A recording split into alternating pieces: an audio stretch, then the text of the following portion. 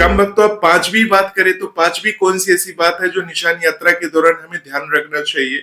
श्याम भक्तों, निशान यात्रा करते समय हमें बाबा श्याम की उस निशान की पवित्रता का ध्यान रखना चाहिए। अर्थात जब हम निशान यात्रा कर रहे हैं तो इस बात का विशेष ध्यान रखें कि जहां भी आप रुक रहे हैं या लघु शंका के लिए रुक रहे हैं तो निशान को एक पवित्र जगह रखिए। अगर जगह नहीं है रखने के लिए तो किसी श्याम भक्त के हाथ में उस निशान को धारण कराकर उसके बाद आप लघु शंका होकर आइए। अपने हाथों को अच्छी तरह से धोकर अपने ऊपर जल छिड़क कर और उसके बाद बाबा श्याम का ध्यान करके अपने कानों को पकड़कर बाबा श्याम से क्षमा याचना करके उसके बाद ही उस निशान को धारण करिए।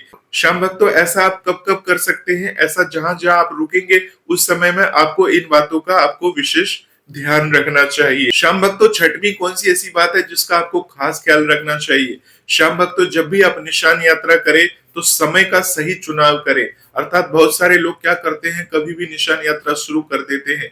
श्याम भक्तों, गर्मी के मौसम में अगर आप निशान यात्रा सुबह सुबह करते हैं, अर्थात मान लीजिए आप 8 बजे 9 बजे के बाद यात्रा शुरू करते हैं तो बहुत अत्यधिक गर्मी पड़ती है, जिसके कारण से आप परेशानी में पड़ सकते हैं, क्योंकि उस समय में सूर्य देवता एकदम सिर के ऊपर आ जाते हैं।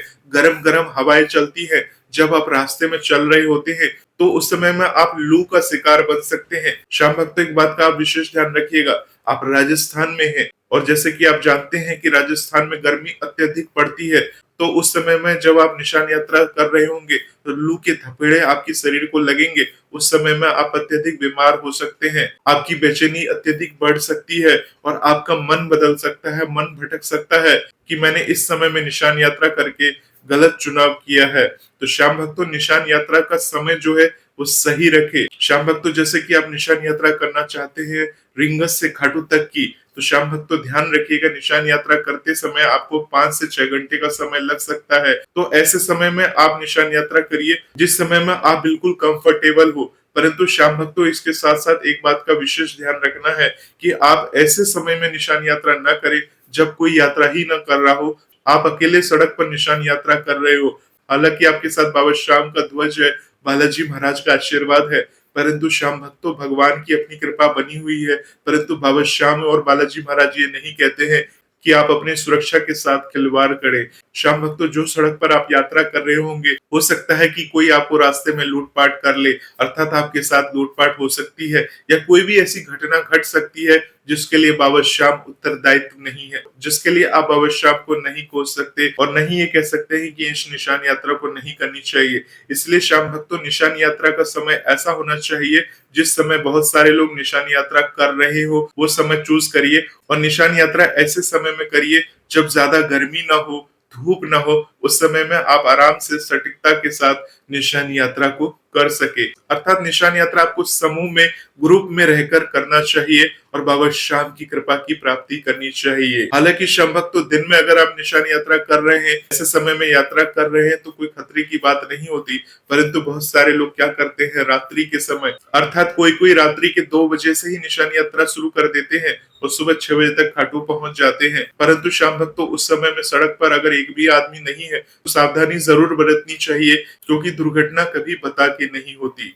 तो श्याम भक्तों, इस बात का विशेष ध्यान रखना चाहिए। श्याम भक्तों, 7वां कौन सा ऐसा बात है जिसका हमें खास ख्याल रखना चाहिए? श्याम भक्तों, जब आप इस निशान यात्रा को कर रहे होते हैं तो उस समय में आपको खास ख्याल रखना चाहिए, आपको अपने साथ मेडिकल बॉक्स रखना चाहिए। छोटा सा मेडिकल बॉक्स जिस प्रकार से आप अपने घर में बनाकर रखते हैं, वही बॉक्स आप अपने साथ लेकर चल सकते हैं। अर्थात ऐसा नहीं है कि भारी भरकम किट बना लेनी है आपको, आपको उसमें कुछ जरूरी दवाई रख लेनी चाहिए। यानी अगर आप बीमार है, अगर आप किसी भी रोग से ग्रसित है, यानी बीपी की प्रॉब्लम है, हार्ट की प्रॉब्लम है या कोई भी रोग से आप ग्रसित है और बाबा की निशान यात्रा करने के लिए सोच रहे हैं, तो उस समय में आपको इन सारे टेबलेट्स को अपने उस मेडिकल किट में रखना चाहिए। साथ ही साथ बैंडेज रखना चाहिए। रुई के साथ डेटॉल या सेवनॉल को आप अपने साथ उस मेडिकल किट में रख सकते हैं और इसके साथ ही कुछ एंटीसेप्टिक क्रीम के साथ दर्द निवारक दवाओं को भी अपने साथ रख सकते हैं, क्योंकि श्याम भक्तों, हमारा स्वास्थ्य है, कब रास्ते में बिगड़ेगा, कब रास्ते में खराब होगा, इसकी कोई गारंटी नहीं है।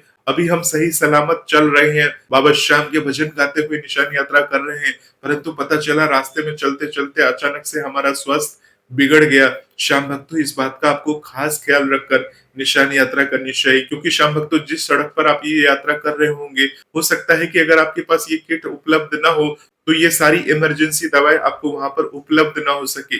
श्याम भक्तों, निशान यात्रा करते समय थोड़ा समय लगता है, जैसे 7 घंटे का समय लग सकता है अगर आप रुक रुक के यात्रा करते हैं। तो श्याम भक्तों, इस दौरान आपको इस किट को अपने साथ जरूर रखना चाहिए, संभाल कर रखना चाहिए और इन जरूरी दवाओं के साथ आपको उस यात्रा को करना चाहिए। श्याम भक्तों, आठवां कौन सा ऐसा बात है जिसका हमें खास ख्याल रखना चाहिए? श्याम भक्तों, आठवां बात है यातायात के नियमों का पालन करना चाहिए। अतः श्याम भक्तों, जब आप निशान यात्रा करते हैं तो सड़क पर आपको भूल से भी नहीं चलना चाहिए। निशान यात्रा करते समय आपको एक साइड से चलना चाहिए, जो आपकी सही दिशा है उस सही दिशा में आपको निशान यात्रा करनी चाहिए। क्योंकि श्याम भक्तों, मान लीजिए अगर आप रींगत से खाटू धाम की यात्रा करते हैं तो उस सड़क से बहुत ही तेज गति से गाड़ियां आती जाती रहती हैं। तो श्याम भक्तों, जब भी आप बाबा श्याम की ध्वज यात्रा करें, एक साइड होकर करें और आगे पीछे देखते हुए चले कि कौन सी गाड़ी कहां से आ रही है, ताकि निशान यात्रा करते समय कोई भी अनहोनी को टाला जा सके। श्याम भक्तों, नौवां कौन सा ऐसा बात है जिसे हमें ध्यान रखना चाहिए? श्याम भक्तों, बहुत सारे लोग क्या करते हैं कि रेस्टोरेंट से पानी की बोतल ले ली, खाने का सामान ले लिया, अब साथ में बच्चे भी निशान यात्रा कर रहे हैं, कोई कुरकुरे खा रहा है, निशान हाथ में ही है, या जब हम निशान यात्रा कर रहे होते हैं उस समय पानी की बोतल हमारे हाथ में होती है, हम पानी पी लेते हैं, पानी खत्म होने के बाद उस बोतल को इधर उधर ही डाल देते हैं। तो श्याम भक्तों, इस बात का भी खास ख्याल रखना चाहिए कि हमें निशान यात्रा के दौरान साफ सफाई का विशेष ध्यान रखना चाहिए। श्याम भक्तों, देखा देखी नहीं करना चाहिए। सामने वाला कूड़ा फेंक रहा है या खाटू धाम में पहले से इतनी गंदगी है तो हम भी कुछ इधर उधर डाल देते हैं तो क्या फर्क पड़ता है, ऐसी सोच के साथ आपको यात्रा नहीं करनी चाहिए। यानी मन में पूरी शुद्धता रहनी चाहिए और शुद्धता के साथ इस यात्रा को आपको संपन्न करना चाहिए। तो श्याम भक्तों, अब अंतिम और 10वीं कौन सी ऐसी बात है जिसका हमें खास ख्याल रखना चाहिए? श्याम भक्तों, जब आप निशान यात्रा करते हैं तो निशान यात्रा करते समय अर्थात बाबा श्याम की ध्वज यात्रा करते समय आपको धैर्य और सकारात्मक रहना चाहिए। श्याम भक्तों, जब आप निशान यात्रा करते करते तोरण द्वार पर आ जाते हैं या बाबा श्याम के दरबार पर आ जाते हैं तो वहां पर आपसे निशान ले लिया जाता है। तो श्याम भक्तों, बहुत सारे ऐसे वीडियोस आपने देखे होंगे जहां पर लोग उलझ जाते हैं। वो कहते हैं कि हम निशान को अंदर ले जाना चाहते हैं, परंतु दूसरा पक्ष ये कहता है कि निशान यहीं पर जमा हो जाएगा। और ऐसे में क्या होता है कि आपसी में तू तू मैं चलता रहता है और इस कारण से क्या होता है, आपका मन जो होता है वो खिन्न हो जाता है। यानी आप ये सोचने लगते हैं कि यहाँ के लोग कैसे हैं, यहाँ किस प्रकार के सेवादार हैं जो इस तरह से हरकतें करते हैं। और ऐसा मन में सोच रखकर जब आगे बढ़ते हैं, जब बाबा के दर्शन करते हैं तो मन में ऐसी दुविधा रहती है, ऐसी सोच रह जाती है जिससे आप अपने भाव को बाबा श्याम के समक्ष ढंग से प्रकट नहीं कर पाते हैं, जिससे आपकी ये यात्रा अधूरी रह जाती है।